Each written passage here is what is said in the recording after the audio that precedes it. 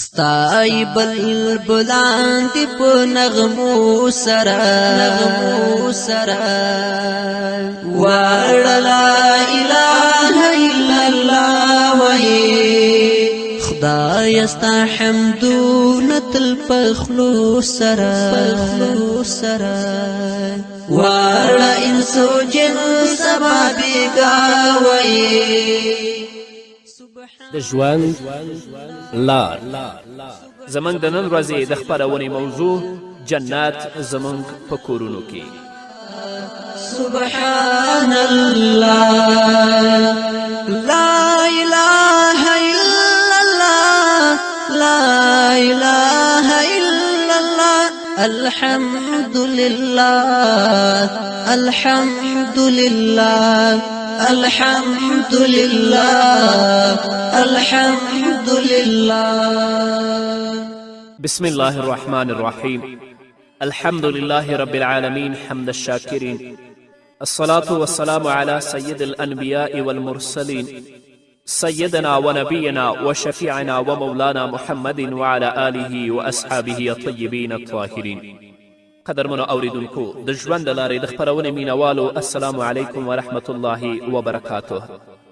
ستاسو روغتیا او خوشحالي د پاک رب نه غواړم په دې هیله چې د صحت او عافیت جامې پر تن ولرئ او خوشحالي مو په برخه وي. دا دی زه محمد یاسین فهیم د ژوند د لارې د خپرونې په وړاندې کولو کې ستاسو په خدمت کې یم. زموږ د نن ورځې د خپرونې موضوع جنت زموږ په کورونو کې.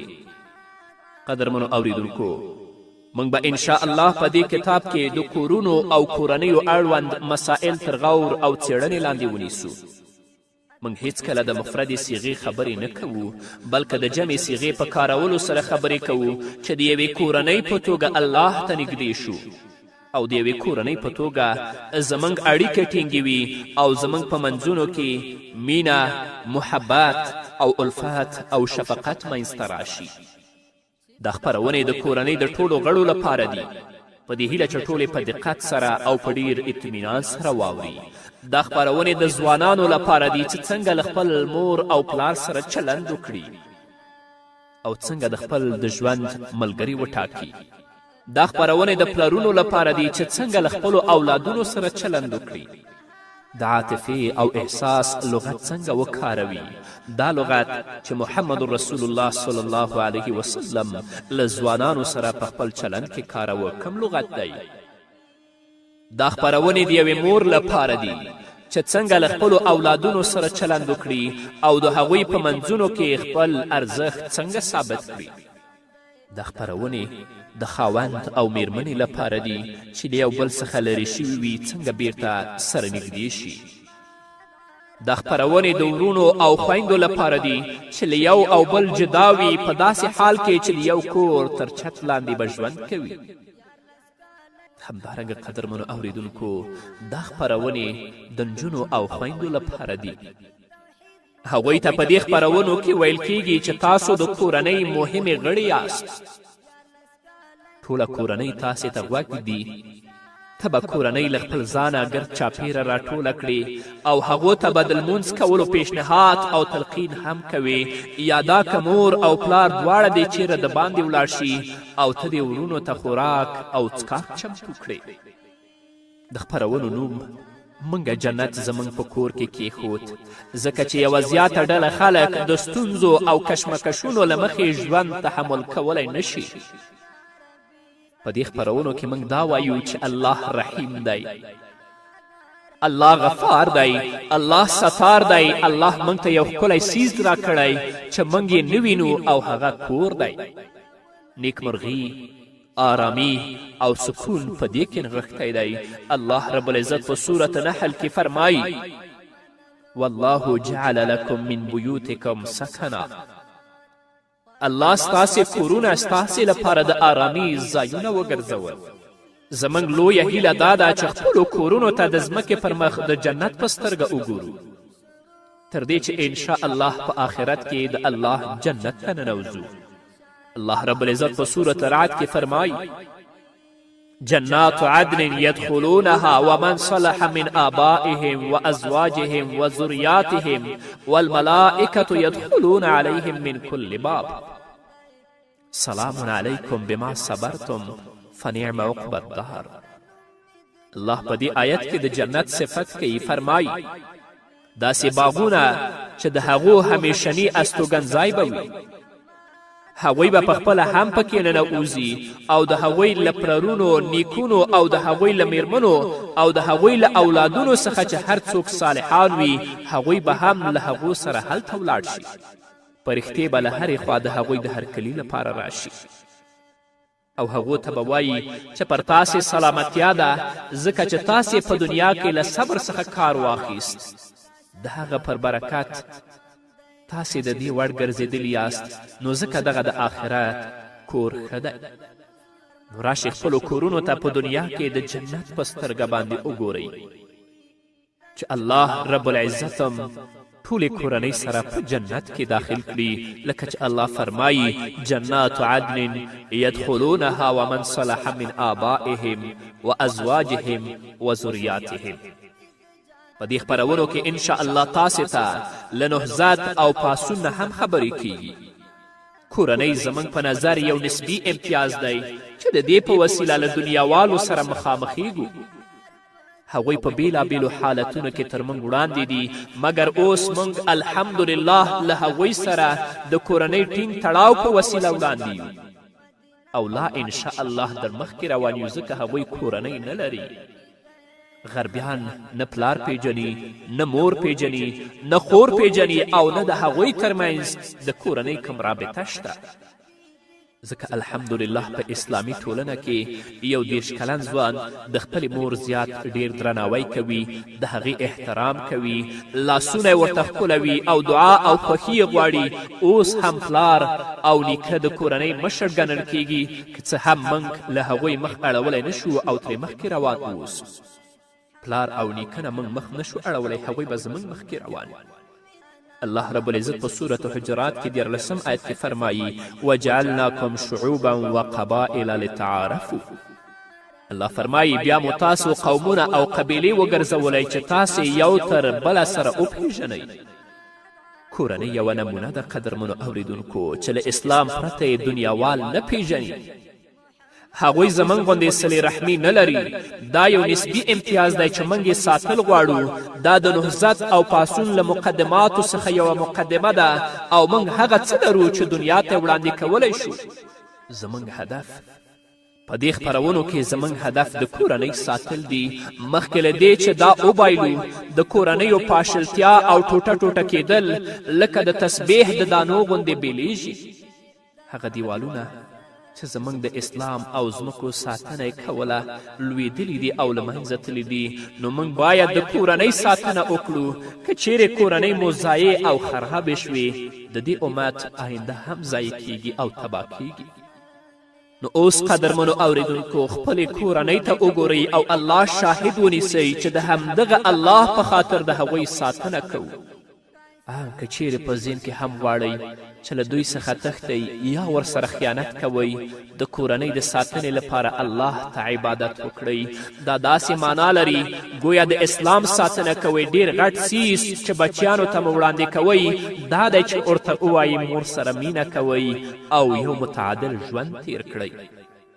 تر ټولو ساده قاعده دا ده چې د کورنۍ د راټولولو نیت مو د الله رب العزت په خاطر وکړئ، له هغه سره یوه ژمنه وکړئ او له ځان سره یو شرط وتړئ.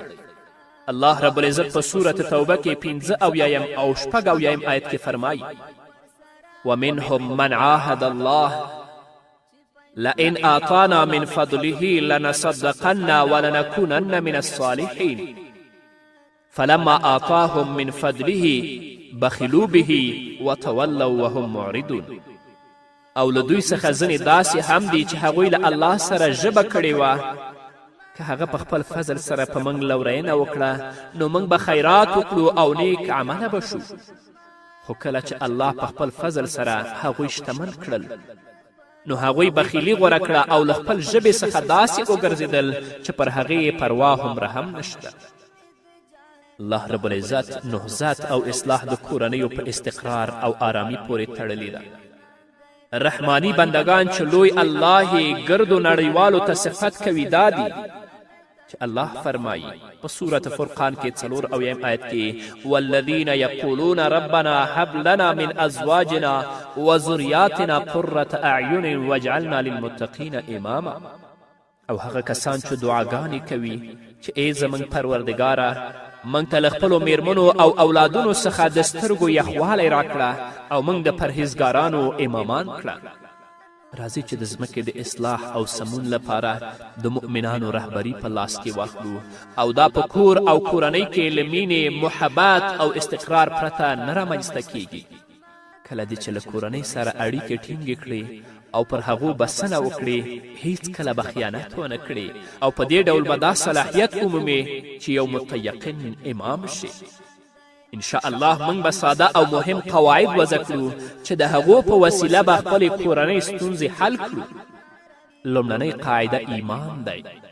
د هغه چا لپاره یوه جادوګره نسخه ده چې د هغه او ښځې او بچیانو مور او پلار ترمنځ یې ګرمي او له مینې او محبت څخه ډکې اړیکې واوسي.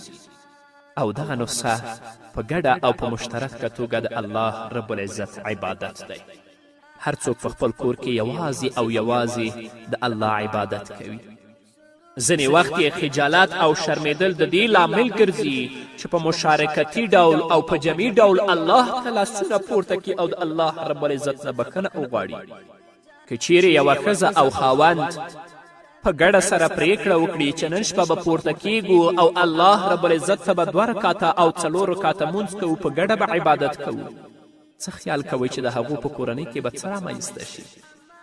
څومره مینه به وي، څومره محبت به وي، څومره الفت او شفقت به وي. د هغوی ترمنځ به محبت او عاطفت څه ډول وي؟ آیا دا معقوله خبره ده چې په ګډه د یو وړوکې تڼۍ په خلاصولو کې یا په خوراک کې د مالګې پر زیاتوالي شپره نه کړئ؟ هیڅکله نه.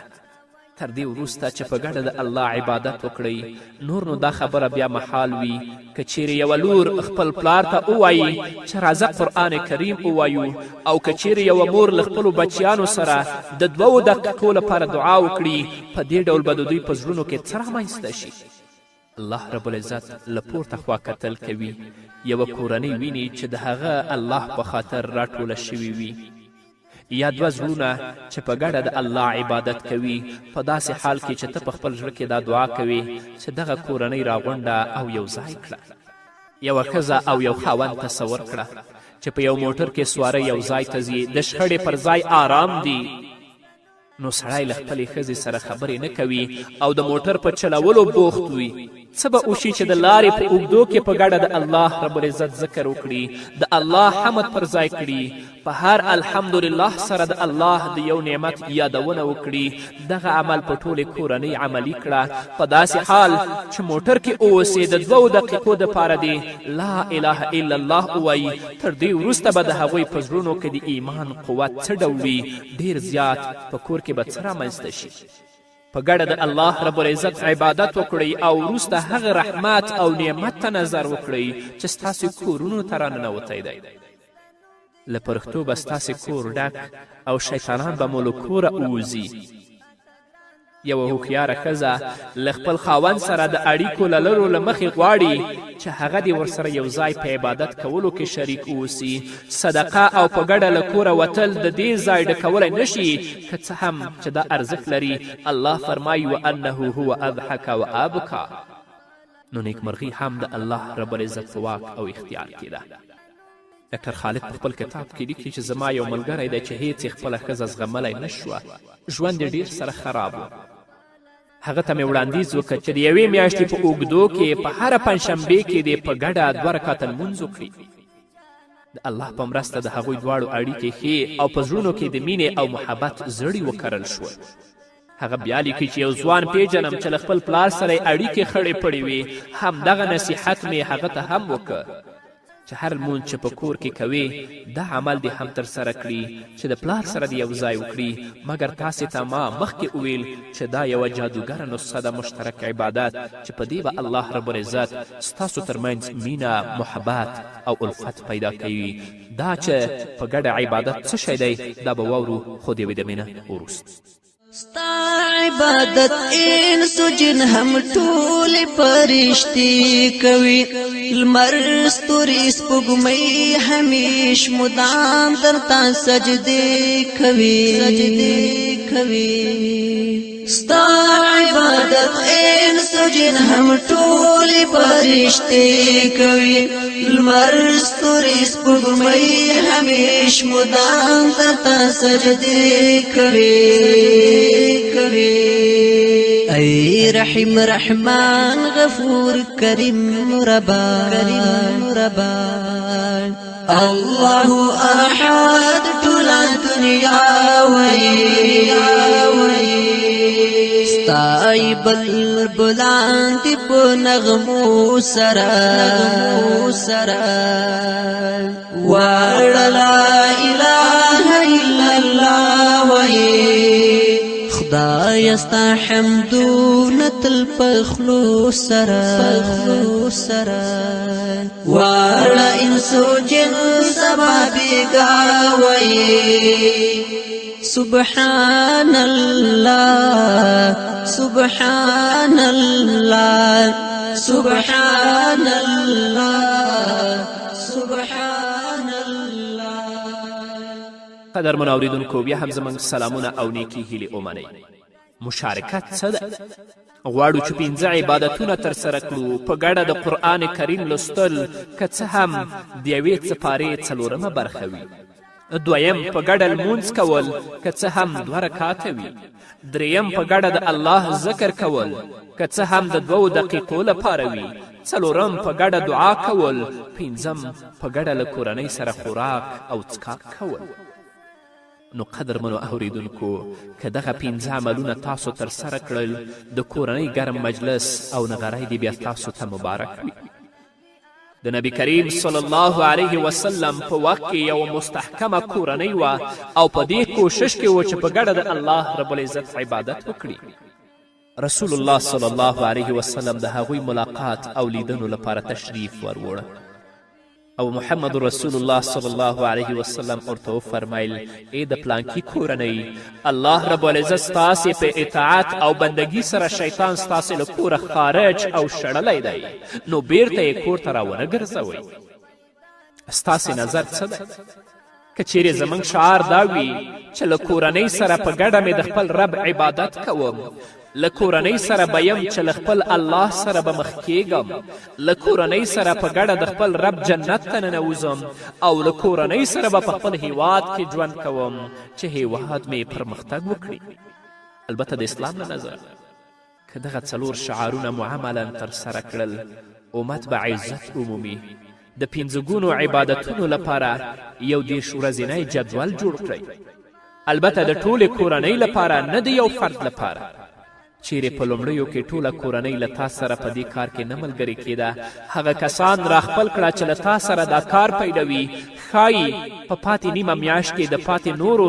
تاسې ته پام شي د میاشتې په اوږدو کې د دعا پر مهال ځان ته مو پام نه وي بلکې د ټولې کورنۍ لپاره دعا کوئ د کورنۍ لخوا د قرآن کریم د ختم لپاره کوشش وکړئ او ټول له اور او دوزخ څخه وژغورئ سم خیال ده چې کورنۍ به نه اصلاح کېږي ډاکټر خالد په خپل کتاب کې لیکي زه یو زیرک سړی پیژنم چې تل به یې د کورنۍ یو غړی لکه ښځه او یا بچیان په کړاو کول هغو ته به تکلیف ورکول هغوی به په دې وینا سره تهدیدول که چیرې خپل کړاو ته دوام ورکړي نو جهنم ته به یې ولیږي تر دې چې له خبرو یې ستړي شول یوه ورځ د قرآن کریم پر دې آیت باندې ور برابر شو چې الله رب العزت په سورة تحریم کې فرمایي یا ایها الذین آمنوا قوا انفسکم واهلیکم نارا وقودها الناس والحجاره ای مؤمنانو خپل ځانونه او خپل اولاد او کورنۍ له هغه اوره وژغورئ چې د سون توکي به انسانان او ډبرې وي نو له ځان سره یې وویلې آیا الله موږ ته وایي چې هغوی له اور څخه وژغوره په داسې حال کې د دې پر ځای چې زه یې لاسونه ونیسم هغوی د جهنم اور ته په ورننوتلو تهدیدوم. هغه زیرک وایي خپل چلند مې بدل که او دا مې وړاندې کړل چې په عبادت کې کورنۍ له ما سره ګډه واوسي او الله مې شاهد ونیوه چې اوامر یې پلي کوم، نو زه او زما ټوله کورنۍ آرام شول، په مینه، محبت او الفت او شفقت کې م ژوند تیروم. محمد رسول الله صلی الله علیه وسلم په یو حدیث کې فرمایي شیطان د هغې کورنۍ تیښته کوي چې په هغې کورنۍ کې د بقرې صورت لوستل کیږي. تاسې سوچ وکړئ که په یوه کورنۍ کې بشپړ قرآن کریم ختم شي څه به رامنځته شي؟ شیطان به پاتې شي؟ محمد رسول الله صلی الله علیه وسلم فرمایي کله چې په جومات کې لمونځ کوې نو د لمونځ یوه برخه مو کور ته ځانګړې کړئ چې ستاسې د کورنۍ لپاره د خیر سرچینه او لامل وګرځي. الله فرمایي په سورة طه کې وأمر أهلك بالصلاة واصطبر عليها لا نسألك رزقا نحن نرزقك. الله فرمایي خپلې کورنۍ ته د لمانځه توصیه وکړه او په خپله هم پابند اوسه، موږ له تا نه کومه روزي نه غواړو او روزي خو موږ تا ته درکوو. روزي له لمانځه سره څه اړیکه لري؟ په دې پوه شه هغه کورنۍ چې غړي یې تل په ګډه لمونځ کوي د هغوی روزي خوندي او برقراره ده، یعنې روزي د عبادت د عدم فراغت لپاره مه بهانه کوئ. تاسې مونځ کوئ الله به روزي درکوي، او که دا وایي چې زه روزي ګټم مونځ نه کومه الله به هغه روزي هم ستاسو د لاس نه واخلي. محمد رسول الله صلی الله علیه وسلم فرمایي مثل البیت الذي یذکر الله فیه والبیت الذي لا یذکر الله فیه مثل الحی والمیت. رسول الله فرمایي مثال د هغه کور چې الله پکې یادیږي او هغه کور چې الله پکې نه یادیږي لکه د ژوندي او مړي دی. یعنی کورنۍ اړیکې او مړی یعنی د ګوښتوب ټاپو او د کورنۍ تیتوالی او پاشلتیا. نو په کمې کورنۍ کې چې الله رب العزت یادیږي د هغو مثال د ژوندو مثال دی. کورنۍ سره راټوله، اړیکې سره ټینګې، او په کمې کورنۍ کې چې الله نه یادیږي هغه د مړو په شان دي، یعنې کورنۍ سره پاشل شوي. همدارنګه الله رب العزت په قدسي حدیث کې فرمایي من ذکرنی فی نفسه ذکرته فی نفسی ومن ذکرنی فی ملأ ذکرته فی ملأ خیرا منه. هر څوک چې یوازې ما له ځان سره یاد کړي زه به یوازې په خپله له ځان سره یاد کړم، او هر څوک چې ما په یوه ډله محضر او مجلس کې یاد کړي زه به په یو نیک ډله مجلس کې یاد کړم. نو هغې کورنۍ ته د مبارکي وي چې په ګډه د الله عبادت کوي، په آسمان کې به د هغوی نوم د یوې کورنۍ په ډول یاد شي. نو له الله رب العزت څخه هیله من یم چې دغه خپرونې یو نیک پیل اوسي، د شیطانانو د شړلو او د عزت او نیک پاڅون لامل وګرځي، او د خپل ژوند ملګري ښځې او بچیان داسې ووینو چې زموږ د سترګو نور او یخوالی اوسي. نو قدرمنو اوریدونکو دا څه مقدماتي خبرې وې چې په دې خپرونه کې ما تاسو ته وکړې. انشاءالله په نورو خپرونو کې به په دې مسائلو باندې تفصیلا غږیږو چې زموږ کورونه څنګه زموږ لپاره جنت دی. په همدې هیله نو قدرمنو اوریدونکو دا وه زموږ د نن ورځې خپرونه چې ستاسو درانه حضور ته وړاندې شوه. تر بلې خپرونې پورې چې زه بیا هم ستاسو درانه حضور ته راځم، تاسو ټول په پاک رب سپارم. پاتې ژوندم نیکمرغه، ښاد، بریالي او کامیاب. حليم عظيم يتسميع بصير غني غفار يي معز مذل متكبر عزيز جبار قهار حليم عظيم يتسميع بصير غني غفار يي معز مذل متكبر عزيز جبار قهار ستال قهر غواړي تل فنا تا ټول مخلوق رب الاعلى وي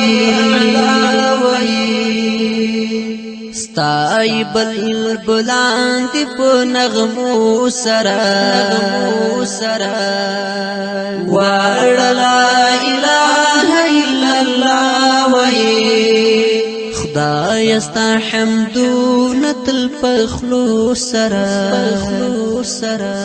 وارا انسو جن سبا بیگاوی سبحان الله سبحان الله سبحان الله سبحان الله لا إله إلا الله لا إله إلا الله لا إله إلا الله لا إله إلا الله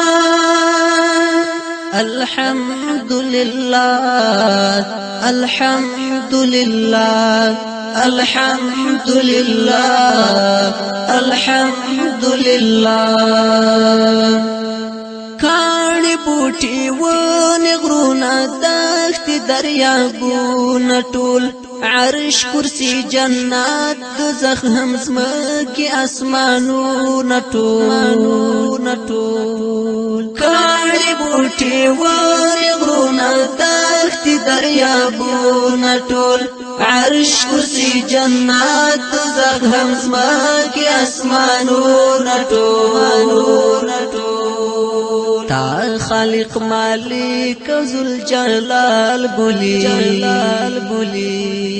ډېر په شوق او ذوق ستا ثنا وایي ستای بلبلان دي په نغمو سره واړه لا اله الا الله وایي خدای استا حمدونه تل پخلو سره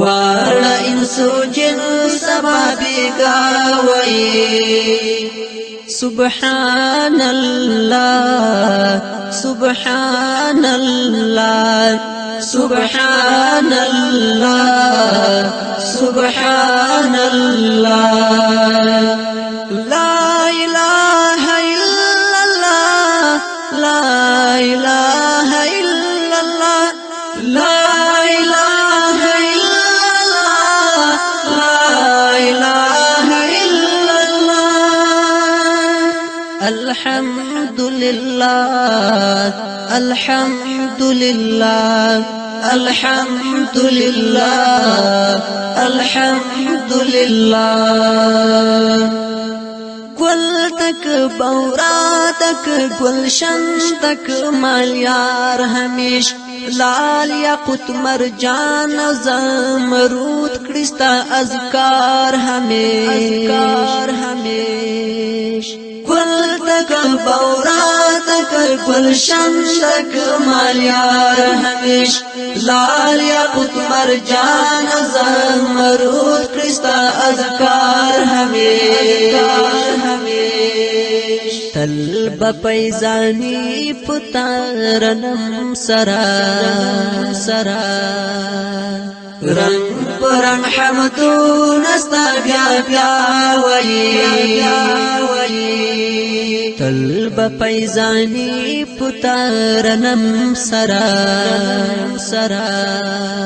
رنگ پرنگ حمدون استا بیا وی ستای بلبلان دی په نغمو سره واړه لا اله الا الله وایي خدای استا حمدونه تل پخلو سره واړه انسو جن سبا بیگاوي سبحان الله سبحان الله سبحان الله سبحان الله لا إله إلا الله لا إله إلا الله لا إله إلا الله لا إله إلا الله الحمد لله الحمد لله الحمد لله ژوند تحمل کولی نشي په دې خپرونو کې موږ دا وایو چې الله رحیم دی الله غفار دی، الله ستار دی، الله موږ ته یو ښکلی څیز را کړی چې موږ یې نه وینو او هغه کور دی. نیکمرغي، آرامی او سکون په دې کې نغښتی دی. الله رب العزت په سورة نحل کې فرمایي والله جعل لکم من بیوتکم سکنا. الله ستاسې کورونه ستاسې لپاره د آرامي ځایونه وګرځول. زموږ لویه هیله دا ده چې خپلو کورونو ته د ځمکې پر مخ د جنت په سترګه وګورو، تر دې چې انشاء الله په آخرت کې د الله جنت ته ننوځو. الله رب العزت په سورة رعد کې فرمایي جنات عدن يدخلونها ومن صلح من آبائهم وأزواجهم وذرياتهم والملائكة يدخلون عليهم من كل باب سلام عليكم بما صبرتم فنعم عقبى الدار.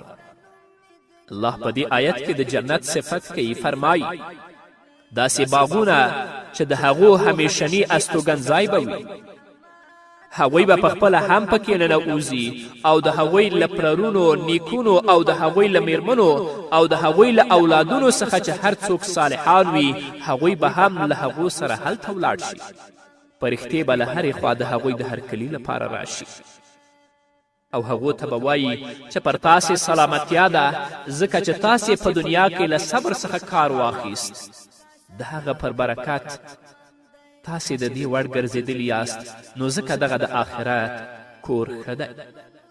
نو راشئ خپلو کورونو ته په دنیا کې د جنت په سترګه باندې وګورئ چې الله رب العزتم ټولې کورنۍ سره په جنت کې داخل کړي، لکه چې الله فرمایي جنات عدن يدخلونها ومن صلح من آبائهم وازواجهم وذریاتهم. په دې خپرونو کې انشاء الله تاسې ته له نهضت او پاڅون نه هم خبرې کیږي. کورنۍ زموږ په نظر یو نسبي امتیاز دی چې د دې په وسیله له دنیاوالو سره مخامخیږو. هغوی په بیلابیلو حالتونو کې تر موږ وړاندې دي، مګر اوس موږ الحمدلله له هغوی سره د کورنۍ ټینګ تړاو په وسیله وړاندې یو او لا انشاء الله در مخکې روان یو، ځکه هغوی کورنۍ نه لري. غربیان نه پلار پیژني، نه مور پیژني، نه خور پیژني او نه د هغوی ترمنځ د کورنۍ کوم رابطه شته.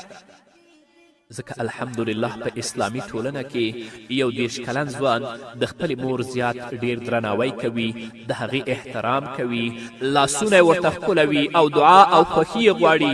اوس هم پلار او نیکه د کورنۍ مشر ګڼل کیږي، که څه هم موږ له هغوی مخ اړولی نشو او ترې مخکې روان اوسو.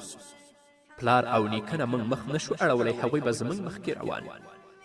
الله رب العزت په سورة حجرات کې 14 آیت کې فرمایي وجعلناکم شعوبا وقبائل لتعارفوا. الله فرمایي بیا مو تاسو قومونه او قبیلې وګرځولی چې تاسې یو تر بله سره وپېژنئ. کورنۍ یوه نمونه د قدرمنو اوریدونکو چې له اسلام پرته یې دنیاوال نه پیژني. هغوی زموږ غوندې صلې رحمي نه لري. دا یو نسبي امتیاز دی چې موږ یې ساتل غواړو. دا د نهضت او پاڅون له مقدماتو څخه یوه مقدمه ده او موږ هغه څه لرو چې دنیا ته وړاندې کولی شو. زموږ هدف په دې خپرونو کې زموږ هدف د کورنۍ ساتل دي، مخکې له دې چې دا وبایلو د کورنیو پاشلتیا او ټوټه ټوټه کېدل لکه د تسبیح د دانو غوندې بیلیږي. هغه دیوالونه ستای بلبلان دی په نغمو سره وړه لا اله الا الله وای خدای ستا حمدونه تل په خلو سره وړه انسو جن سبا بیګاوي د ژوند لار. زموږ د نن ورځې د خپرونې موضوع جنت زموږ په کورونو کې. سبحان الله لا اله الا الله لا اله الا الله الحمد لله الحمد لله الحمد لله الحمد لله. بسم الله الرحمن الرحیم. الحمد لله رب العالمين حمد الشاكرين الصلاة والسلام على سيد الأنبياء والمرسلين سيدنا ونبينا وشفيعنا ومولانا محمد وعلى آله وأصحابه الطيبين الطاهرين. قدرمنو اوریدونکو د ژوند له لارې د خپرونې مینوالو السلام علیکم ورحمت الله وبرکاته. ستاسو روغتیا او خوشحالي د پاک رب نه غواړم په دې هیله چې د صحت او عافیت جامې پر تن ولرئ او خوشحالي مو په برخه وي. دا دی زه محمد یاسین فهیم د ژوند د لارې د خپرونې په وړاندې کولو کې ستاسو په خدمت کې یم. زموږ د نن ورځې د خپرونې موضوع جنت زموږ په کورونو کې.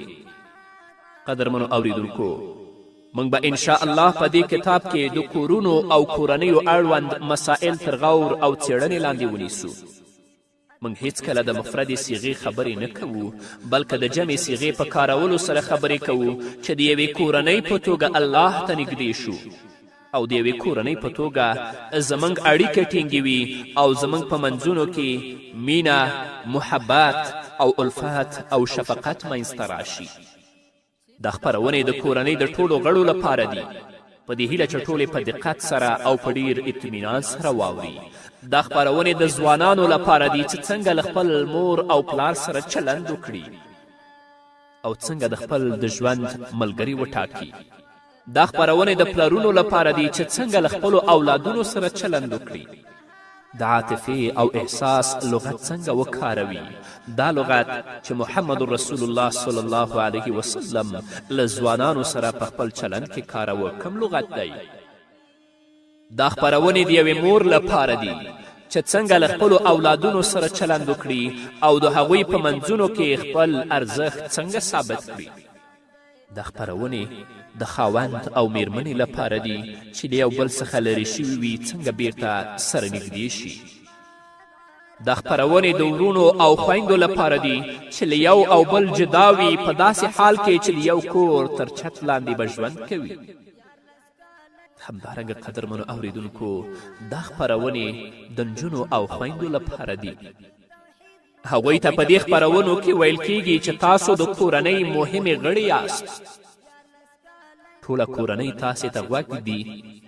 ته به کورنۍ له خپل ځانه ګرد چاپیره راټوله کړې او هغو ته به د لمونځ کولو پیشنهاد او تلقین هم کوې.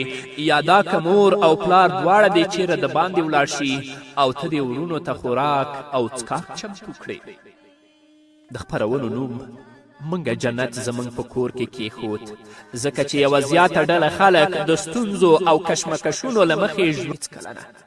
تر دې وروسته چې په ګډه د الله عبادت وکړئ نور نو دا خبره بیا محال وي که چیرې یوه لور خپل پلار ته ووایي چې راځه قرآن کریم ووایو او که چیرې یوه مور له خپلو بچیانو سره د 2 دقیقو لپاره دعا وکړي په دې ډول به د دوی په زړونو کې څه رامنځته شي. الله رب العزت له پورته خوا کتل کوي. یوه کورنۍ ویني چې د هغه الله په خاطر راټوله شوي وي یا 2 زړونه چې په ګډه د الله عبادت کوي په داسې حال کې چې ته په خپل زړه کې دا دعا کوي چې دغه کورنۍ راغونډه او یو ځای کړه. یوه ښځه او یو خاوند تصور کړه چې په یو موټر کې سواره یو ځای ته ځي د شخړې پر ځای آرام دی. نو سړی له خپلې ښځې سره خبرې نه کوي او د موټر په چلولو بوخت وي.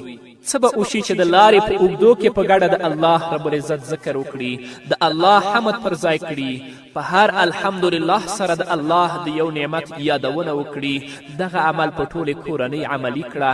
په داسې حال چې موټر کې اوسې د 2 دقیقو دپاره دې لا اله الا الله ووایي. تر دې وروسته به د هغوی په زړونو کې د ایمان قوت څه ډول وي، ډېر زیات په کور کې به څه رامنځته شي. په ګډه د الله رب العزت عبادت وکړئ او وروسته هغه رحمت او نعمت ته نظر وکړئ چې ستاسې کورونو ته راننوتی دی. له پرښتو به ستاسې کور ډک او شیطانان به مو له کوره ووځي. یوه هوښیاره ښځه له خپل خاوند سره د اړیکو له لرو له مخې غواړي چې هغه دې ورسره یو ځای په عبادت کولو کې شریک اوسي. صدقه او په ګډه له کوره وتل د دې ځای ډکولی نه شي، که څه هم چې دا ارزښت لري. الله فرمایي وانه هو اضحک و ابکا. نو نیکمرغي هم د الله رب العزت په واک او اختیار کې ده.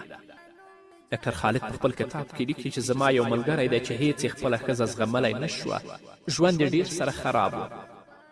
هغه ته مې وړاندیز وکړ چې د یوې میاشتې په اوږدو کې په هره پنجشنبې کې دې په ګډه 2 رکعته لمونځ وکړي. د الله په مرسته د هغوی دواړو اړیکې ښې او په زړونو کې د مینې او محبت زړي وکرل شوه. هغه بیا لیکي چې یو ځوان پیژنم چې له خپل پلار سره یې اړیکې خړې پړې وې. همدغه نصیحت مې هغه ته هم وکړ چې هر لمونځ چې په کور کې کوې دا عمل دې هم ترسره کړي چې د پلار سره دې یو ځای وکړي. مګر تاسې ته ما مخکې وویل چې دا یوه جادوګره نسخه ده مشترک عبادت چې په دې به الله رب العزت ستاسو ترمنځ مینه محبت او الفت پیدا کوي. دا چې په ګډه عبادت څه شی دی دا به واورو خو د یوې دمې نه وروسته. ستا عبادت انس و جن هم ټول فرشتي کوي. لمر ستوري سپوږمۍ همیش مدام درته سجدې کوي. ستا عبادت انس و جن هم ټول فرشتي کوي. لمر ستوري سپوږمۍ همیش مدام درته سجدې کوي. ای رحیم رحمان غفور کریم ربا الله احد ټول دنیا وای ستای بل بلند په نغمو سره وړ لا اله الا الله وای خدای استا حمدون تل پخلو سرا واړه انسو جن سبا بیگاوی سبحان الله سبحان الله سبحان الله سبحان الله. قدرمن اوریدونکو بیا هم زموږ سلامونه او نیکي هیلې ومنئ. مشارکت څه ده؟ غواړو چې 5 عبادتونه ترسره کړو. په ګډه د قرآن کریم لوستل که څه هم د یوې څپارې 4مه برخه وي. دویم په ګډه لمونځ کول که څه هم 2 رکعاته وي. دریم په ګډه د الله ذکر کول که څه هم د 2 دقیقو لپاره وي. څلورم په ګډه دعا کول. پنځم په ګډه له کورنۍ سره خوراک او څښاک کول. نو قدرمنو اوریدونکو که دغه 5 عملونه تاسو ترسره کړل د کورنۍ ګرم مجلس او نغری دې بیا تاسو ته مبارک وي. د نبی کریم صلی الله علیه وسلم په وخت کې یو مستحکمه کورنۍ وه او په دې کوشش کې و چې په ګډه د الله رب العزت عبادت وکړي. رسول الله صلی الله علیه وسلم د هغوی ملاقات او لیدنو لپاره تشریف وروړه او محمد رسول الله صلی الله علیه وسلم ورته وفرمیل ای د پلانکي کورنۍ الله رب العزت ستاسې په اطاعت او بندگی سره شیطان ستاسې له کوره خارج او شړلی دی، نو بیرته یې کور ته راونه ګرځوئ. ستاسې نظر څه دی؟ که چیرې زموږ شعار دا وي چې له کورنۍ سره په ګډه مې د خپل رب عبادت کوم، له کورنۍ سره به یم چې له خپل الله سره به مخ کیږم، له کورنۍ سره په ګډه د خپل رب جنت ته ننوځم او له کورنۍ سره به په خپل هیواد کې ژوند کوم چې هیواد مې پرمختګ وکړي. البته د اسلام له نظر که دغه 4 شعارونه مو عملا ترسره کړل، امت به عزت عمومي د 5 عبادتونو لپاره یو 10 ورځنی جدول جوړ کړئ. البته د ټولې کورنۍ لپاره، نه د یو فرد لپاره. چیرې په لومړیو کې ټوله کورنۍ له تا سره په دې کار کې نه ملګرې کېده، هغه کسان راخپل کړه چې له تا سره دا کار پیلوي. ښایي په پاتې نیمه میاشت کې د پاتې نورو تاسې ته پام شي. د میاشتې په اوږدو کې د دعا پر مهال ځان ته مو پام نه وي، بلکې د ټولې کورنۍ لپاره دعا کوئ. د کورنۍ لخوا د قرآن کریم د ختم لپاره کوشش وکړئ او ټول له اور او دوزخ څخه وژغورئ. سم خیال ده چې کورنۍ به نه اصلاح کېږي. ډاکټر خالد په خپل کتاب کې لیکي زه یو زیرک سړی پیژنم چې تل به یې د کورنۍ یو غړی لکه ښځه او یا بچیان په کړاو کول، هغو ته به یې تکلیف ورکول. هغوی به په دې وینا سره تهدیدول که چیرې خپل کړاو ته دوام ورکړي نو جهنم ته به یې ولیږي. تر دې چې له خبرو یې ستړي شول. یوه ورځ د قرآن کریم پر دې آیت باندې ور برابر شو چې الله رب العزت په سورة تحریم کې فرمایي یا ایها الذین آمنوا قوا انفسکم واهلیکم نارا وقودها الناس والحجاره. ای مؤمنانو، خپل ځانونه او خپل اولاد او کورنۍ له هغه اوره وژغورئ چې د سون توکي به انسانان او ډبرې وي. نو له ځان سره یې وویلې آیا الله موږ ته وایي چې هغوی له اور څخه وژغوره؟ په داسې حال کې د دې پر ځای چې زه یې لاسونه ونیسم هغوی د جهنم اور ته په ورننوتلو تهدیدوم. هغه زیرک وایي خپل چلند مې بدل که او دا مې وړاندې کړل چې په عبادت کې کورنۍ له ما سره ګډه واوسي او الله مې شاهد ونیوه چې اوامر یې پلي کوم، نو زه او زما ټوله کورنۍ آرام شول، په مینه، محبت او الفت او شفقت کې م ژوند تېروه. محمد رسول الله صلی الله علیه وسلم په یو حدیث کې فرمایي شیطان د هغې کورنۍ تیښته کوي چې په هغې کورنۍ کې د بقرې صورت لوستل کیږي. تاسې سوچ وکړئ که په یوه کورنۍ کې بشپړ قرآن کریم ختم شي څه چې زموږ د اسلام او ځمکو ساتنه یې کوله لوېدلي دي او له منځه تللي دي، نو موږ باید د کورنۍ ساتنه وکړو. که چیرې کورنۍ مو ضایع او خرابې شوې د دې امت آینده هم ضایع کیږي او تباه کیږي. نو اوس قدرمنو اوریدونکو خپلې کورنۍ ته وګورئ او الله شاهد ونیسئ چې د همدغه الله په خاطر د هغوی ساتنه کوو. که چیرې په ذهن کې هم غواړئ چې له دوی څخه تښتئ یا ورسره خیانت کوئ، د کورنۍ د ساتنې لپاره الله ته عبادت وکړئ. دا داسې معنا لري گویا د اسلام ساتنه کوئ. ډېر غټ څیز چې بچیانو ته مو وړاندې کوئ دا دی چې ورته ووایي مور سره مینه کوئ او یو متعادل ژوند تیر کړئ. تر ټولو ساده قاعده دا ده چې د کورنۍ د راټولولو نیت مو د الله رب العزت په خاطر وکړئ، له هغه سره یوه ژمنه وکړئ او له ځان سره یو شرط وتړئ. الله رب العزت په سورة توبه کې 75 او 76 آیت کې فرمایي ومنهم من عاهد الله لئن آتانا من فضله لنصدقن ولنكونن من الصالحين فلما آتاهم من فضله بخلوا به وتولوا وهم معرضون. او له دوی څخه ځینې داسې هم دي چې هغوی له الله سره ژبه کړې وه که هغه په خپل فضل سره په موږ لورینه وکړه نو موږ به خیرات وکړو او نیک عمله به شو. خو کله چې الله په خپل فضل سره هغوی شتمن کړل نو هغوی بخیلي غوره کړه او له خپل ژبې څخه داسې وګرځېدل چې پر هغې پروا هم رحم نشته. الله رب العزت نهضت او اصلاح د کورنیو په استقرار او آرامي پورې تړلې ده. رحمانی بندگان چې لوی الله یې ګردو نړیوالو ته صفت کوي دا دي چې الله فرمایي په سورة فرقان کې 4 آیت کې والذین یقولون ربنا هب لنا من ازواجنا وذریاتنا قرة اعین واجعلنا للمتقین اماما. او هغه کسان چې دعاګانې کوي چې ای زموږ پروردګاره موږ ته له خپلو میرمنو او اولادونو څخه د سترګو یخوالی راکړه او موږ د پرهیزګارانو امامان کړه. راځئ چې د ځمکې د اصلاح او سمون لپاره د مؤمنانو رهبري په لاس کې واخلو او دا په کور او کورنۍ کې له مینې، محبت او استقرار پرته نه رامنځته کیږي. کله دې چې له کورنۍ سره اړیکې ټینګې کړې او پر هغو بسنه وکړې هیڅ کله به خیانت ونه کړې او په دې ډول به دا صلاحیت ومومې چې یو متیقن امام شي.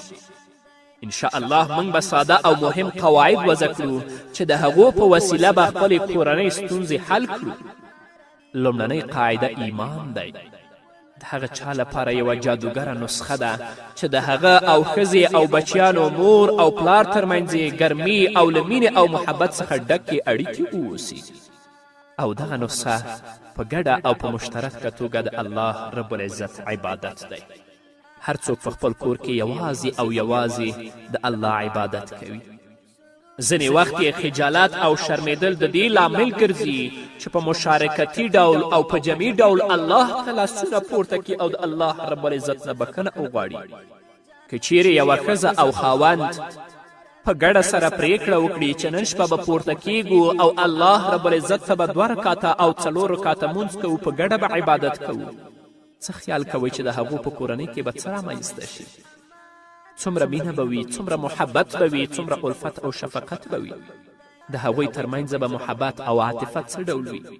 آیا دا معقوله خبره ده چې په ګډه د یوې وړوکې تڼۍ په خلاصولو کې یا په خوراک کې د مالګې پر زیاتوالي شپه رڼه کړئ؟